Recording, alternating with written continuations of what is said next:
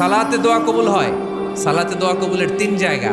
একটা হচ্ছে তাকবীরে তাহরিমার পরে আমরা সানা পড়ি না, আমরা তো একটা পড়ি। আল্লাহর হাবিব সুন্নাহ এবং নফল নামাজে আরো পড়তেন সানা, ওই দোয়া কবুল হয়। 2 নম্বর জায়গা সালাতে সেজদায় পড়ে দোয়া করলে কবুল হয়। আকরাবু মা ইয়াকুনুল আবদু মির রাব্বিহি ওয়া হুয়া সাজিদ ফাকসিরু ফিহি দুআ। বান্দা যখন সেজদায় লুটিয়ে পড়ে, বান্দা আল্লাহর সবচেয়ে কাছে চলে যায়। তা কিন্তু বিশ্বনবী বলে, সেজদাটা তোমার রবের কুদরতি পায়ের উপরে পড়েছে। সেজদায় পড়ে দোয়া করেন। সালাম ফিরানোর আগে বিশ্বনবী দোয়া করতেন, লা ইউসাল্লিমান্না আহাদুকুম হাত্তা ইয়াতাআওয়াযা মিন আরবা'a।